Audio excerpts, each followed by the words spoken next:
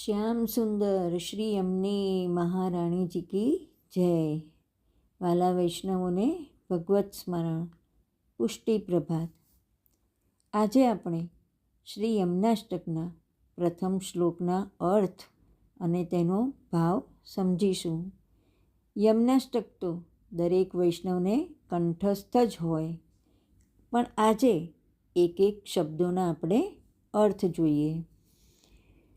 નમામી એટલે નમન કરું છું, યમુનામ એટલે શ્રી યમુનાજીને, અહમ એટલે હું, સકલ સિદ્ધિ હેતુ એટલે બધી સિદ્ધિઓને આપનારા, મુદા એટલે આનંદપૂર્વક, મુરારી પદપંકજ એટલે મૂર નામના રાક્ષસના દુશ્મન શ્રી કૃષ્ણના ચરણ કમળથી, સ્ફુરત એટલે શોભતી, અમંદ એટલે પુષ્કળ, રેણુ એટલે રેતી, ઉત્કટામ એટલે અતિશય, તટસ્થ એટલે કિનારા પરના, નવકાનન એટલે સુંદર વનો, પ્રગટ એટલે પ્રગટ થતી, મોદ એટલે આનંદ આપે છે, પુષ્પમ એટલે ફૂલોની સુગંધ, અંબુના એટલે પાણીમાં પડેલા, સુરાસુર એટલે દેવો અને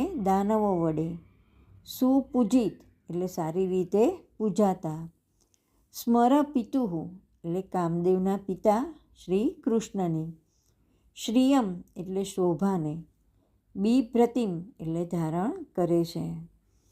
હવે પ્રથમ શ્લોકનો અર્થ। બધી સિદ્ધિઓ આપનારા શ્રી યમુનાજીને હું આનંદપૂર્વક નમન કરું છું। તેમના બંને કિનારા પરની પુષ્કળ રેતી મૂર નામના રાક્ષસના દુશ્મન એવા ભગવાન શ્રી કૃષ્ણના ચરણ કમળોના સ્પર્શથી અતિશય શોભે છે, ચમકે છે। તેમના બંને કિનારાઓ ઉપર સુંદર વનો છે, તેના ફૂલો શ્રી યમુનાજીના જળમાં પડે છે, તે ફૂલોની ભીની સુગંધ ચારે બાજુ ફેલાયેલી છે। આવા શ્રી યમુનાજીએ કામદેવના પિતા ભગવાન શ્રી કૃષ્ણની શોભાને ધારણ કરી છે। દેવો અને દાનવો એટલે કે માનભાવ અને દીનભાવવાળા ભક્તો તેમની સારી રીતે પૂજા કરે છે।